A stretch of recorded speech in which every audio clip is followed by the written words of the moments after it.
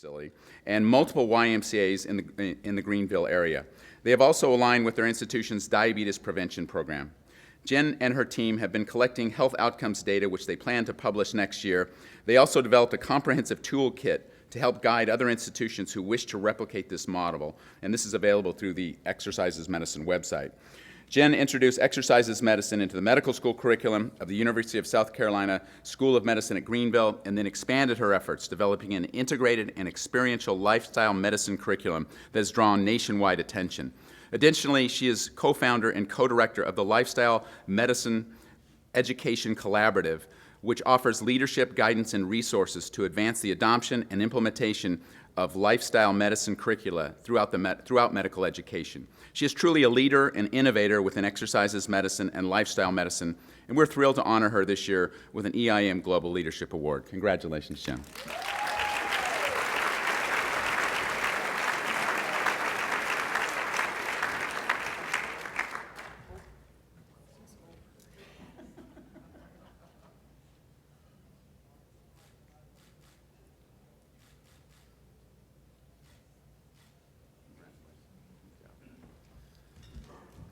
All right, well, thank you to Anna, Gosha, Jennifer, and Karina for your inspirational leadership and for advancing the Exercises Medicine Initiative. Incredible group of people, and I'm honored to honor them, so thank you very much. And now I want to bring up the man, the myth, the legend, someone who needs no introduction, Dr. Jim Skinner. He's going to introduce our keynote. Jim?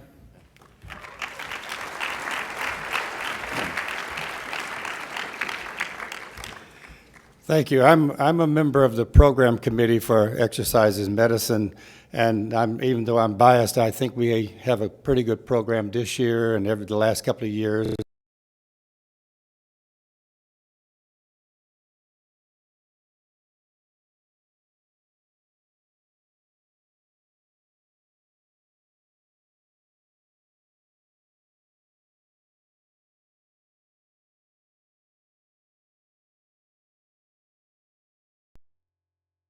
Program manager in the Department of Prevention of Non-Communicable Disease at WHO in Geneva, and leads the global work on physical inactivity, healthy living, healthy eating, and the prevention of obesity.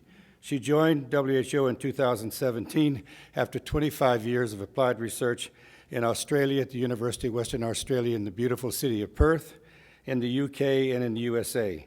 Across her career, she has focused on developing scientific evidence and understanding on healthy lifestyles to inform public policy and implementation in practical programs in community settings. She has co-authored over 180 scientific publications and is actively involved as the immediate past president of the International Society of Physical Activity and Health. In 2014, and this is something we've never had, she was awarded a member of the British Empire for her services in public health. So her topic today is More Active People for a Healthier World. Please welcome Dr. Fiona Bull.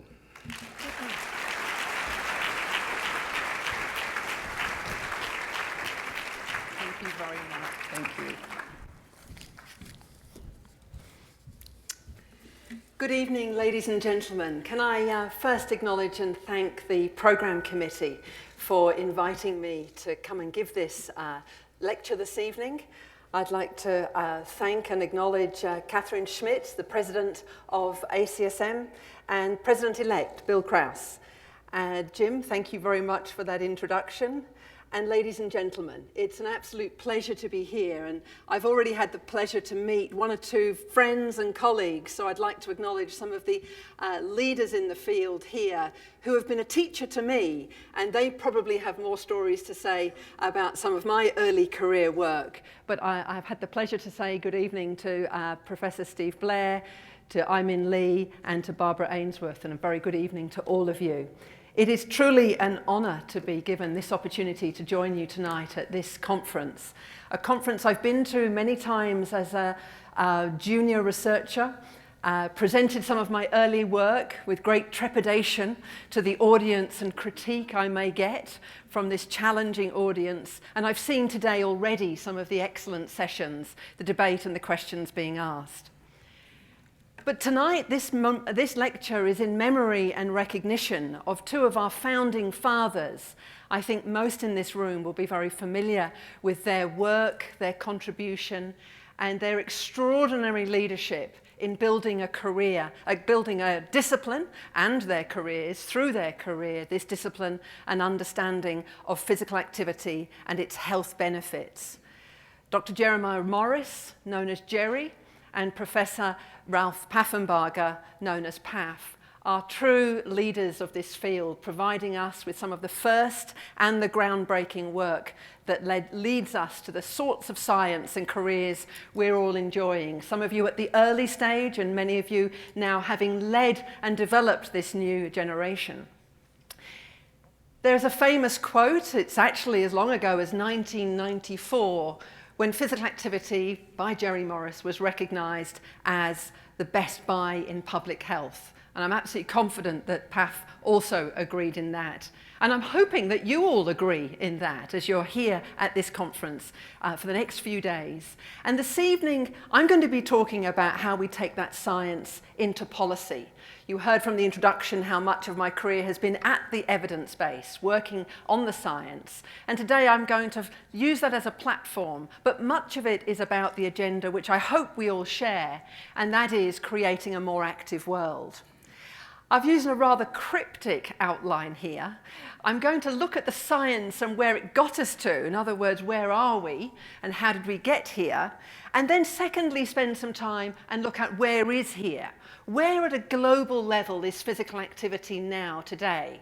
And I hope to introduce to some of you that bigger picture, build on for others what's happening right now, and share with you, obviously, the focus of the presentation, which is the Global Action Plan on Physical Activity. And most importantly and largely, I'll spend time on the third, which is actually what do we do next and how do we do this? How do we achieve this ambition? So my first question, how did we get here? Now I've got a room full of scientists, and so this is my complete summary.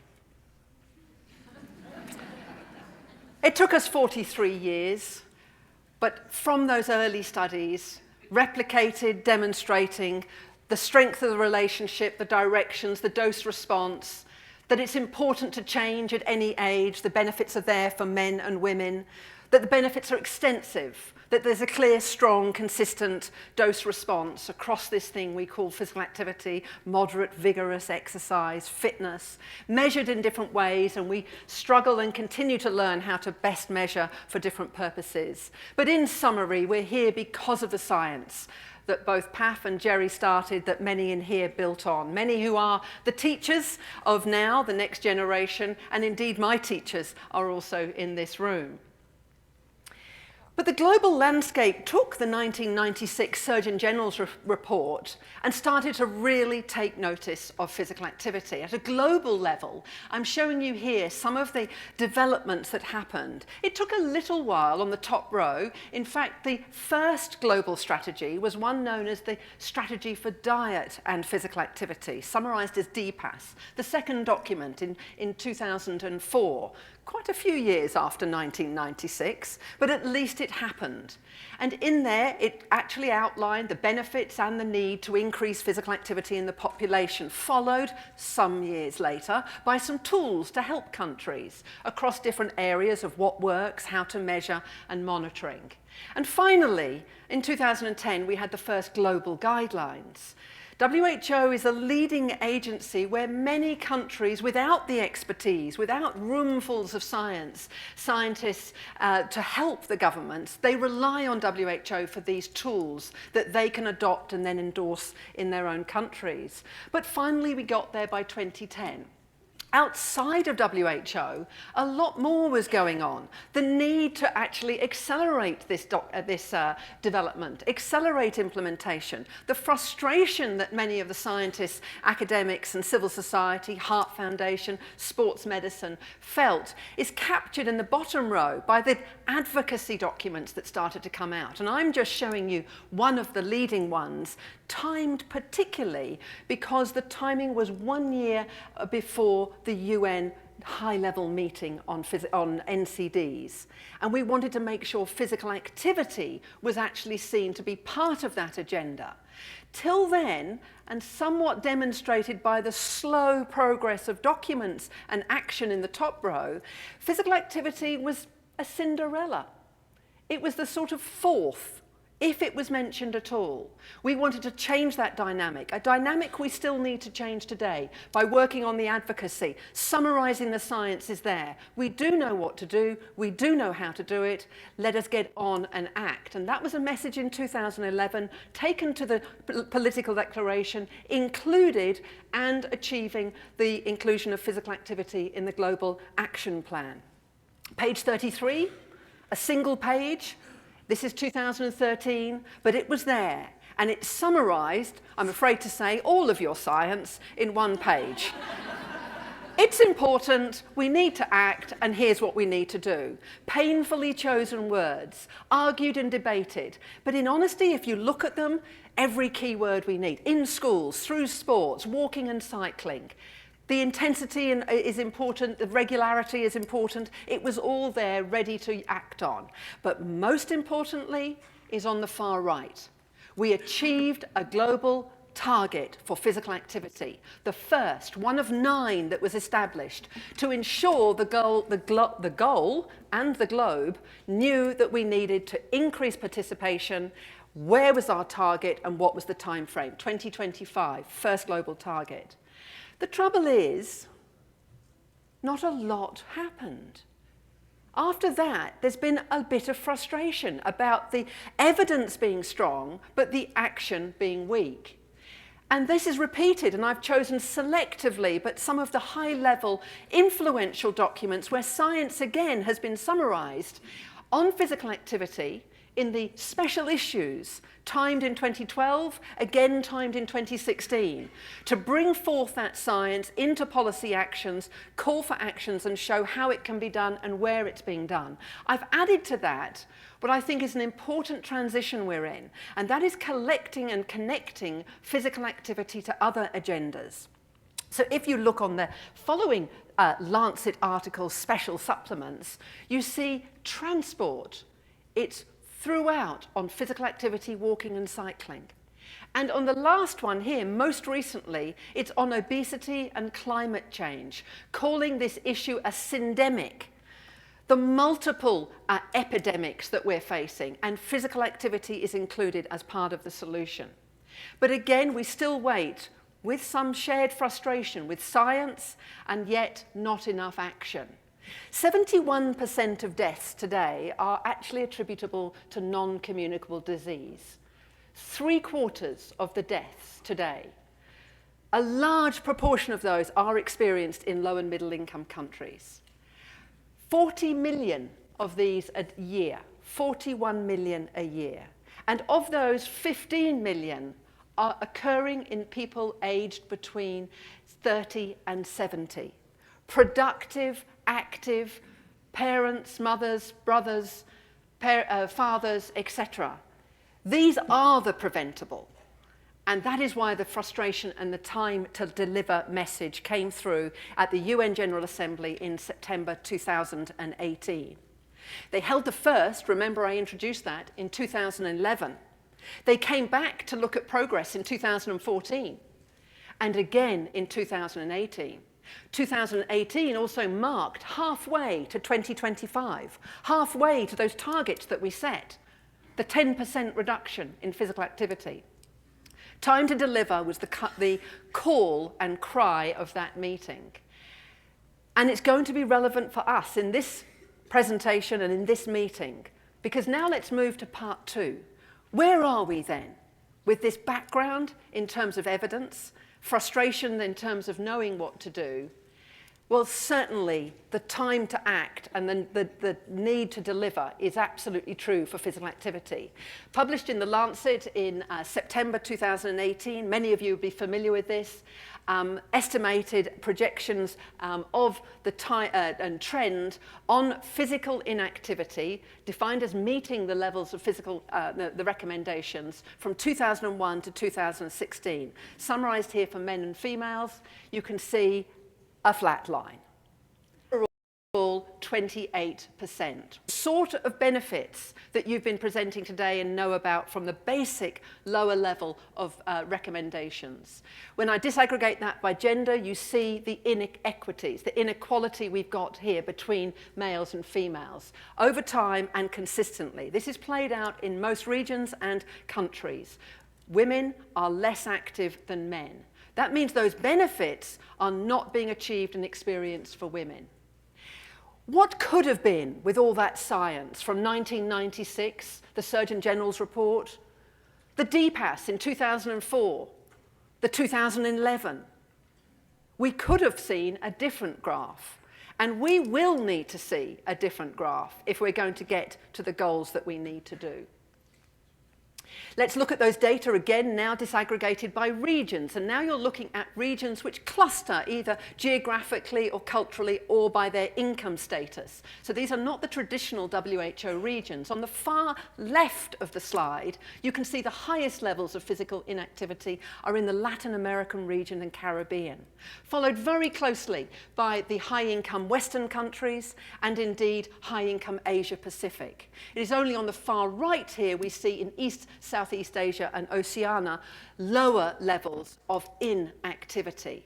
In every region you see women being less active than men. Let's look at those in more detail, taking a look within a region. And I've shown here now the region we're in, the Americas region. I've grouped the countries that, for WHO, sit in this region. And I'm sorry you can't see all the detail, but you get the gist of it. There's a lot of countries who are actually higher. And look what they're reaching. 45% of the population not reaching these benefits from the lowest level, meeting the recommendation. I've highlighted in blue the estimates for the USA, but there are many countries clustering at this higher level. For the next region, I have to change the scale, if you can see this on the x-axis. I'm looking here at the East Mediterranean region, a grouping of 22 countries. You might note at the top, no data. And then you see those with data, and you see staggeringly high levels up to 64% in Kuwait, 2/3 of the population. If we now look at those data by the regions and by the trend, you're looking in each clustering of the regions I introduced first, and the trend from 2001 to 2016. You see a fascinating picture. The world on this topic is not the same. Some regions are high but flattening. Some regions are high and increasing. Other regions are decreasing. And of course, you've got the lower region of Oceania. The solutions and actions needed in each of these regions will vary at the specificity, but we can generalize to what all countries should be doing. But actually knowing these data and sharing them is critical for each region to understand the dynamics and causes. My last slide captures those causes perhaps quite clearly. I've grouped the data here by World Bank classifications, low income on the far left and the high income on the far right. In high income countries, the trend is the same. You saw it earlier, Caribbean, Latin America, Asia and Europe. It is increasing. The causes, the changing trends in how we work, how we drive, how we recreate, and the technologies, its influence. The drivers of inactivity are all around us. They are societal. And what's happening in the middle income countries is those drivers are happening, but we're seeing some dynamics going on there. India and China are both in there. China shows some decreasing and India shows some increasing trend. And the low income, of course, is at the lowest level and remains there flat largely. So our challenge, what was called for by civil society, what's called for by the position statements that institutions and leading organizations like ACSM present, is that we have the science, we know the benefits, and we now need to collectively put this into practice so we can achieve the better health outcomes and improve society. And that is why the countries called for a new plan, called for WHO to provide that leadership and develop a new plan at the Executive Board in 2017, 2 weeks after I started work there. They called for a plan that would link to the Sustainable Development Goals, bring forth the evidence and science on what works, provide a clear roadmap, and help us move faster in this area. How did we develop the plan? We developed it first and foremost by reaching back out to the scientists and the scientific community. We wanted to learn from the very best and learn from those who've got experience in practice. You're seeing here a variety of the organizations, institutions, and disciplines. This was not the health sector talking to itself. We wanted to hear from sport, from the research community, from transport, urban planning, and from all areas and regions of the world. We had a meeting collectively to understand what the opportunity presented and how to go about this. We then drafted and consulted through a variety of ways, and many thanks to all of you.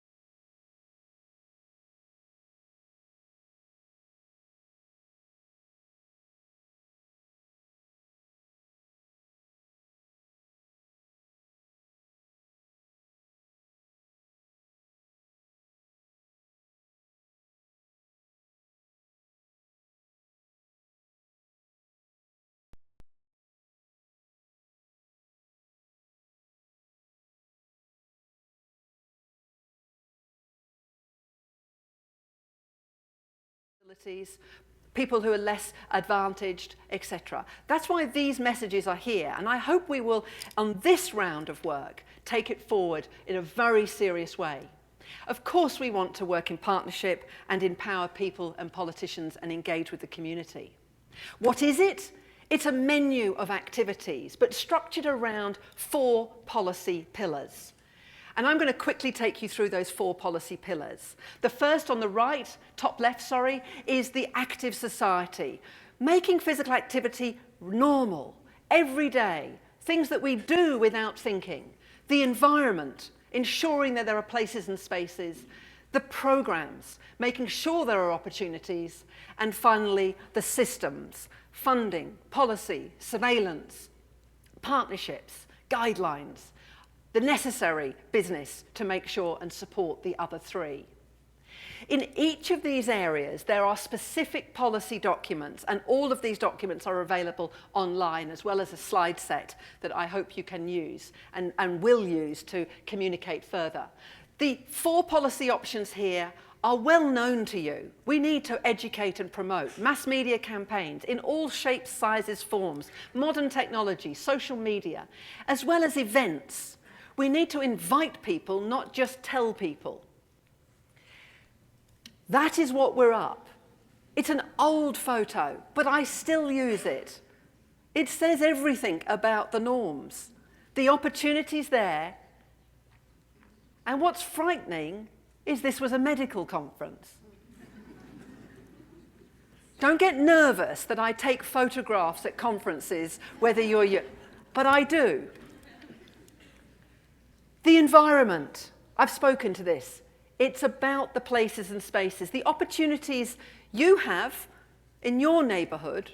We want everyone to have parks, safe roads, cycleways, the ability to walk to school because it's safe and accessible, and for all of us to be more active in ways we want to be, in the places we want to be.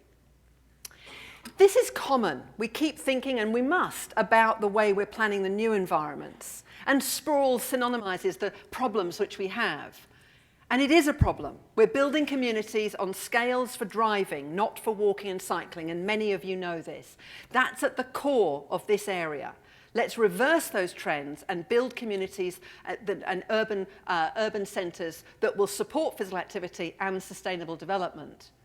But let us remember that is not the experience around the world. Here are other experiences of daily life in very poor communities. And I've included this one on the far right. Those populations that are displaced, currently 68 million. And their lives are on hold in places which they are not home. And this is an agenda we have and should be addressing, the opportunities and quality of life and facilities for people who are in displaced locations. But common to all of those is the pervasive issue of air pollution and road safety, leading cause of death in people under 25 years of age. Our roads are not safe, and pedestrians and cyclists are at risk. 25% of road fatalities are pedestrians and cyclists. These are taken from around the world, so it's not just the typical European, American. These are common experiences of our crowded, congested, polluted cities. And yet, we have alternatives that we can implement. We know how to implement, and they work. We can design communities working with our transport, road engineers, urban planners, city planners, to not only design from the beginning and retrofit, to create the places that will work, and then to improve how we use them, how we share spaces.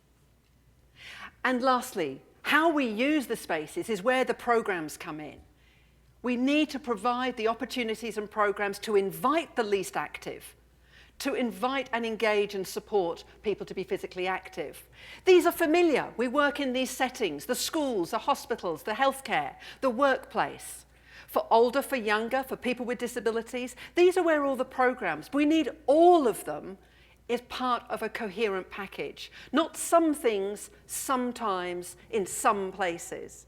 And that is our challenge, how we share more and create these opportunities in all communities. You know these, you study and test whether they will attract people, whether they change behaviour, how best to deliver, and I know there's so much experience here to know how to do these sorts of programmes in different places and settings around the world. We need to share that.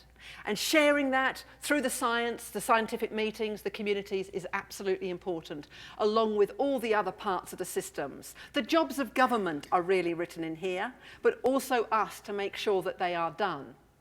Where's all the details? It's in Appendix 2, and you can download this, and each of those policy actions are unpacked with the details of what different stakeholders, governments, us, and indeed communities and the private sector can do.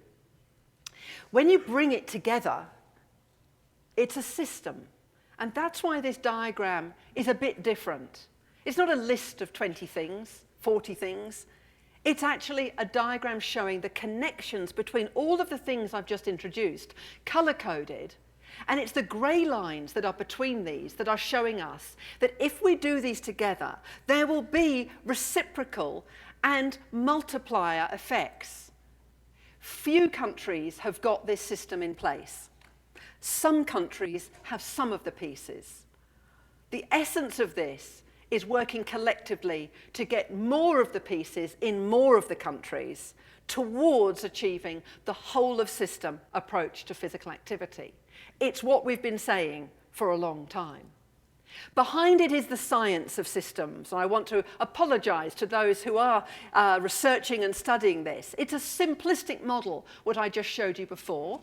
Layers behind that are the science of the determinants of those different types of ways of being physically active. That science should continue. But what is powerful is the message that this systems approach is getting traction. Governments are beginning to see, because it resonates with the Sustainable Development Goals, that there are multiple causes of physical inactivity, multiple benefits of physical activity, and there are multiple solutions. So what are they and what's next? I'm going to divide this into two areas. Essentially, it's dissemination and implementation. That's the goal for my work, and I think it's the goal for many of you working with or in state governments, local communities, and other national governments. We launched. We were pretty fast out of the blocks. We endorsed, WHA endorsed the Global Action Plan on the 27th of May last year. On the 4th of June, we were launching at the Portuguese Federal Football Association with the Director General, Dr. Tedros. A fabulous event to get the leading figure of the World Health Organization endorsing and speaking and calling for the action, the commitments from all of government and the commitment to get the world moving. We've also then launched with a campaign, Let's Be Active, Everyone, Everywhere, Every Day. And if you think about those three areas, everyone, all ages, all abilities, everywhere, school, community, workplace, Africa, Asia, London, Lisbon, everywhere, and every day. You know better than most, it's best to do it every day. We've created a football that some of you may have seen, and we created a video. Let's have a look.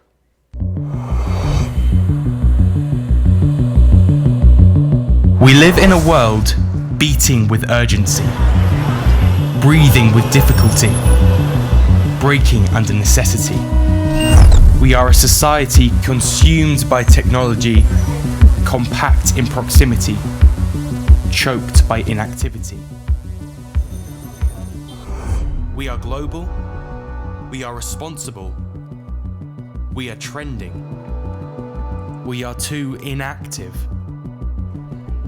Everyone, everywhere, every day. We have a plan. It's time to activate our governments, to activate our environments, to activate our society, to activate ourselves. It's time to activate movement, to activate improvement, to reverse our direction, to activate new trends, We need to alert you. We need to activate. Everyone, everywhere, every day.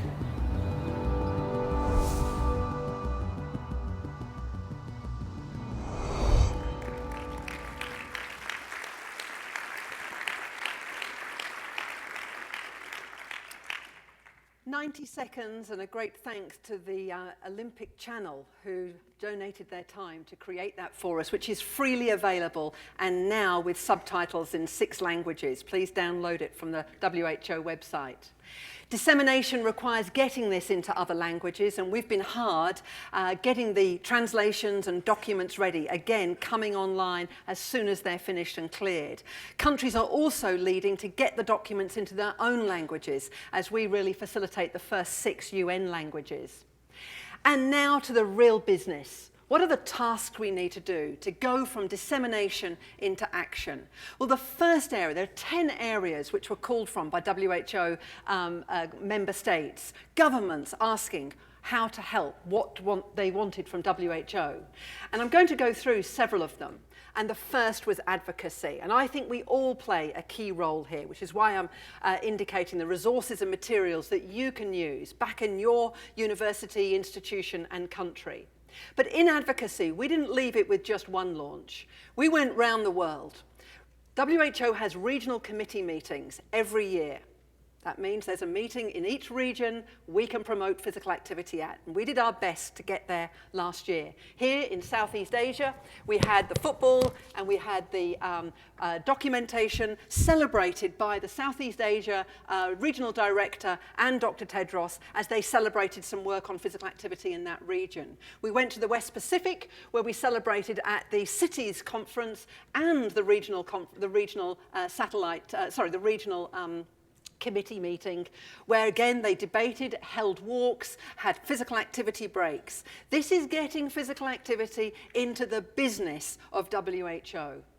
And we held an activity at the African Regional Committee meeting, where again, same message, same tools, more walking, more promotion and advocacy, and mostly lots of smiles as everyone enjoys the opportunity. Finally, the East Mediterranean region, the same story again, with Dr. Tedros again leading more walking and the message about being active. And lastly, the global launch, of course, was held in Europe, and indeed the European meeting again being held with physical activity opportunities. That's not all. That's just important that we do, and the first time it's been done. But what else is happening is everyone else is promoting and communicating. Conferences, seminars, webinars, getting the information about physical activity through professional associations and through any means wherever. We want the world to know. And I've said the first 12 months is critical. That's when you can say it's new. And if you've worked it out, that was nearly a year ago. So we're coming up to celebrating the first birthday of the launch of the Global Action Plan. And so today, I'll now announce the next 12 months is critical. It's critical because we need to keep this agenda. We cannot be complacent. And so I have come here from the World Health Assembly. It finished today, and it has been a week-long meeting, again deliberating health issues. What did we do? We had a physical activity forum in the plenary area of the World Health Assembly at the United Nations in Geneva. In the centre photograph, we've set up football, bicycles, and other activities for people to come and enjoy. This is ministers of state at the business end of global health, coming by and seeing what's going on, why is it important, what do we need to do. You're never too young, because there is a photo there of a 72-year-old lady far left who tried skipping. She hadn't done it for 30 years. And indeed, the Minister of Health for Switzerland also did the skipping challenge and made 100 skips without any mistakes, so he got a football. People had fun and they got the message. What else? We made the front page of the website for 24 hours. So these are the sorts of simple advocacy tools that you can do, need to do, to help in your community and the global agenda. We also had the conversation on physical activity as part of the NCDs. So it's a bit of a dry meeting, as you might imagine. Hours and hours of people intervening with their 3 minutes to say on each topic. But I highlight in this slide some of the most important ones. Germany only spoke about how they want to increase and support physical activity. Brazil announced their priority on physical activity. Mexico spoke about their physical activity action plan. These are important opportunities. We hold them now to account and to deliver. On the day of the opening of the World Health Assembly, on Sunday the 19th, we held a Walk the Talk challenge. Again, using walking to talk about global health. Lots of photographs, lots of opportunities. You know these sorts of things, you do these, they work and they're important to get the momentum going. And of course, this builds on a long-standing history, and I want to acknowledge the work of those led by Victor Matsudo and others to make sure the world is not forgetting physical activity, that every year we recommend it in the Global Action Plan, Action 1.3, run events to invite and engage people annually, monthly, weekly, and so we can build that physical activity agenda. But let's also connect to other agendas, for example, like the Yoga Day coming up on June 21st, really important in Asia, where they want to connect with their traditional sports. And at the World Health Assembly, we announced ambassadors, 2 new ambassadors to help us promote physical activity, health promotion, health and well-being. We're going to be working with these colleagues now, well-known footballer, and his wife, who are keen to get the health and well-being message out through sport and through their efforts. What else did the world want from WHO and us to help create the more active world? Well, they want advocacy to engage partners. Partners are going to be essential.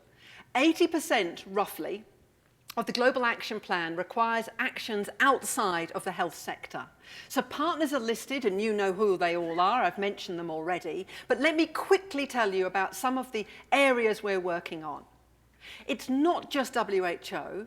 What about all the other UN agencies? So here you have a look. What about UNICEF, working with them for children? What about UNHCR, working with refugees and displaced people? What about UNESCO, who are the lead for sport and for physical education? What about UNDP, that give money and aid to help build infrastructure? What about the World Bank, that assesses the finances and gives money for infrastructure in the trillions, often for major road infrastructure or transport? Where and why is physical activity not part of those conversations? We're working on it. In addition, we're working with other sectors. For example, working with the UNESCO, I wanted to focus on the work on physical education because of the Kazan Action Plan. These documents are showing us physical education is important, sport can contribute to the Sustainable Development Goals, but in particular the Kazan Action Plan, which might be less familiar to you. It's the action plan on sport, physical education, and physical activity. We need to build these agendas together, and this is an opportunity to do so with UNESCO. And I'd like to lastly indicate the partnerships which are essential at the community and with private sector.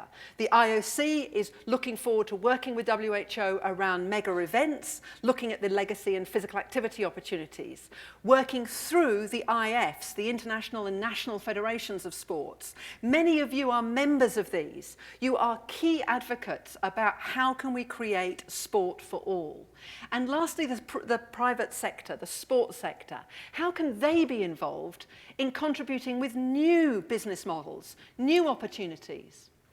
And up here at the top, this is an early warning that Vitality, the health insurance company, are very interested and have already taken leadership, pledging to commit their efforts to getting 100 million people more active through their efforts with their rewards program for healthy, active living. These are opportunities that we are engaging with, inviting more, because it's a partnership that will get us to a more active world. Here's a photograph of the 2 sports meetings, and several people who attended them are present in this room, and we're continuing to identify joint projects where we can work with countries, in countries, on shared agendas. Tools are going to be important. Tools to help countries implement those action plans. And the most important is countries have identified NCDs as the top area for help. They want our help, they need our help. How can you respond to your ministries of health asking for technical guidance on surveillance, on measurement, on programs, on implementation? We've created Active, the toolkit that helps you implement various parts of the action plan. The action plan is also summarized on 2 pages, so you might like this version. The toolkits resonate with the theme of this guest lecture of exercise is medicine, because we know it can work, and we're creating the WHO toolkit to emphasize and accelerate the implementation of exercise is medicine and similar types of protocols in all countries. Also, activity in the chronic management of chronic disease and care. You see on this side here, physical activity next door to the other recognized risk factors. If you could imagine a year ago, physical activity was missing from being part of the chronic disease documentation here. So Active and the Global Action Plan have helped create better awareness through the medical and documentations that WHO is communicating. Lastly, we are, of course, updating the guidelines, which were called for, if you remember, by the resolution. Many countries then adapt and modify, and I'm very pleased that we'll have the opportunity to benefit from the experience of the US updating their guidelines of 2008 to 2018. If you hadn't seen it, 4 weeks ago, we launched the new guidelines on under 5s. So what we're hoping over the next 18 months is we'll complete this revising and filling in of gaps. So we have from birth through to the upper ages, the physical activity movement guidelines for the populations. Monitoring, my last area. Because if we think back to the figures that set the stage for this meeting, PAF and Jerry Morris, their rigor in science is the same rigor we need to bring. I've shown and told you about the opportunities to implement. And I've also mentioned accountability, holding our governments and our own communities. We need to monitor and measure, not just the behavior, but also our progress. And so it was called for to develop a global monitoring framework. And we're doing that by looking at the plan, the Global Action Plan, the 4 policy pillars, the 20 policy recommendations, and looking at the monitoring and the metrics for monitoring and assessing impact and outcomes. Progress, we're looking at a set that will be globally relevant, all countries measuring a few key things, but expanding on that for national measurement, perhaps more measures or more granular detail. So countries can, if they've got the resources, monitor more aspects of their activity on physical activity. And thirdly, most recently, some of our monitoring should be done at the city level, where the vast majority of the populations in many countries live. We're developing measures and looking for the indicators appropriate to these 3 levels. And we're looking at the 3 levels of a framework where we will measure the outcome of physical activity. That is non-negotiable. The outcome we're all about is the target of reducing physical inactivity. We will then look at the outcomes and the outputs. Apologies there for that slide. The outputs are what we do.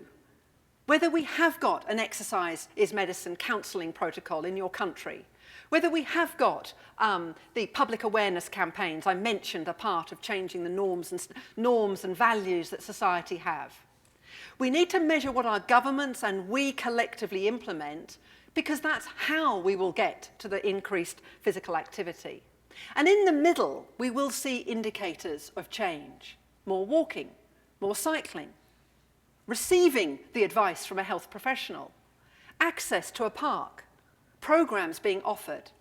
We are filling in these 2 areas, which is why they're draft, and we're consulting with countries and the academic community to ensure we use the best measures, and it's challenging because the area in this is a new area, but without it, we won't have the indicators we need to monitor progress and report back to governments and the world.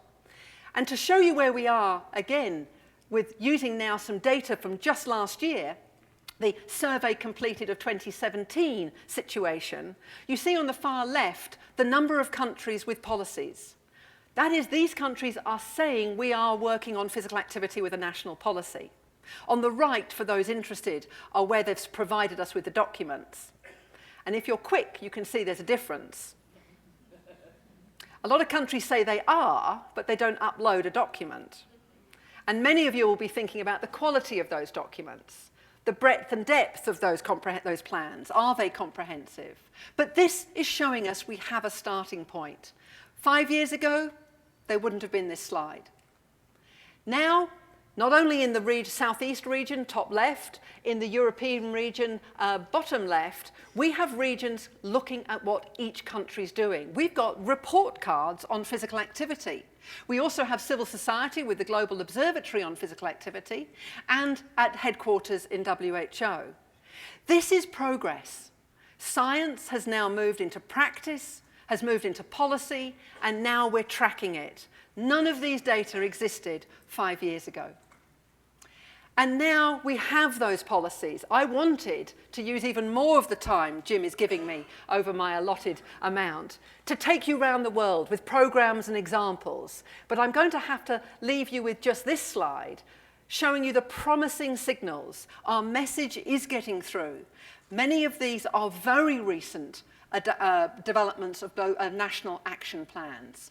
There is an opportunity here. Countries are listening about the importance of physical activity.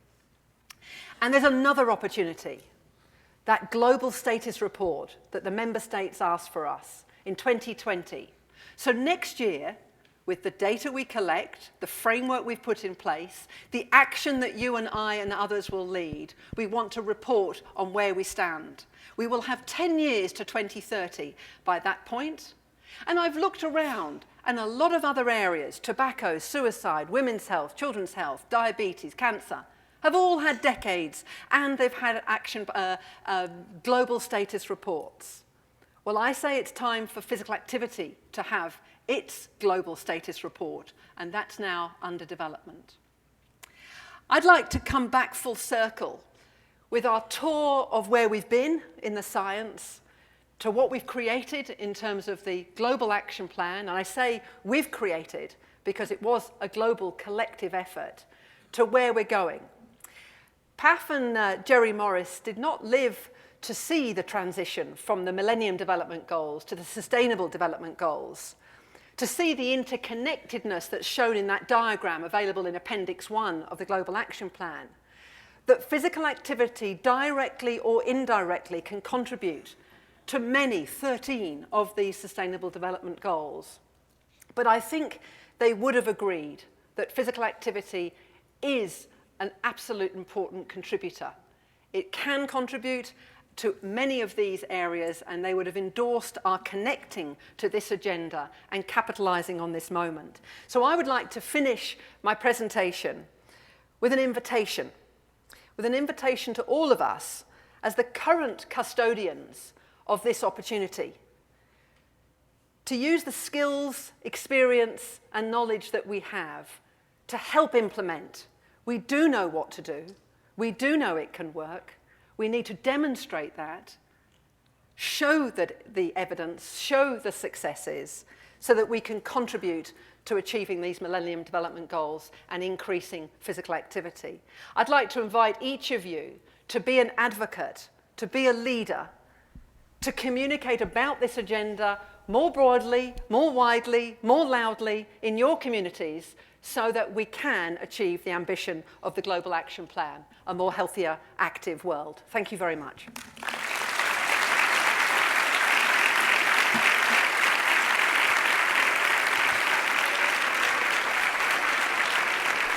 Now we've got some footballs. Thank you.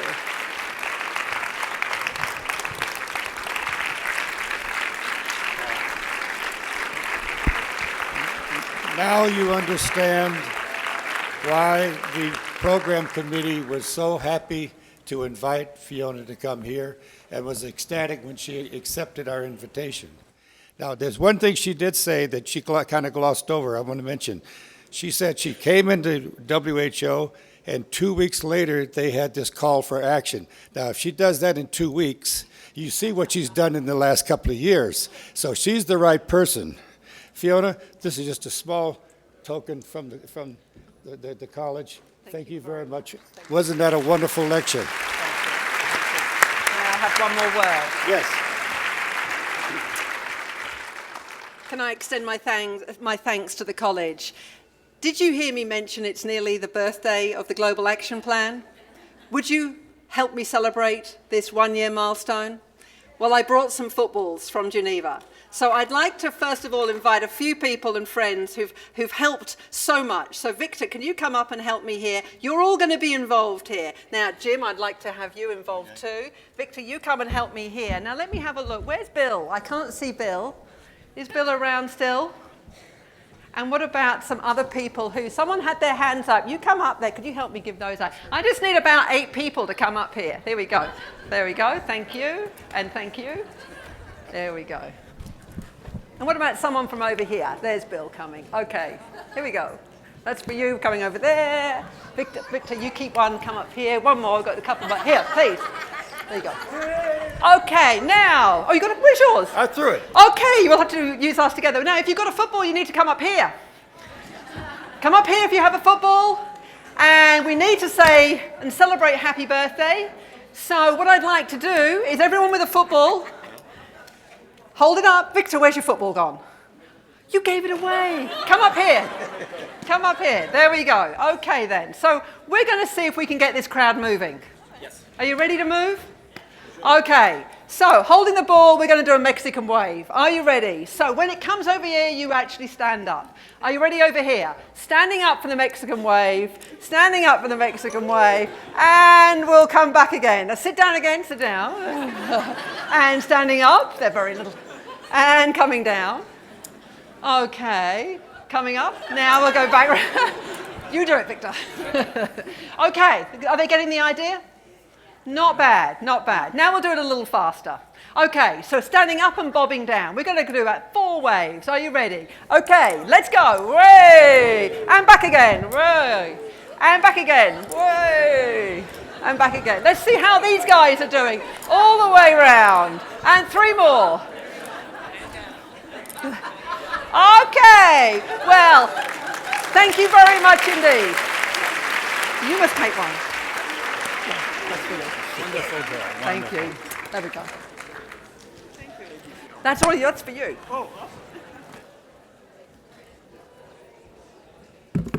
Thank you and enjoy.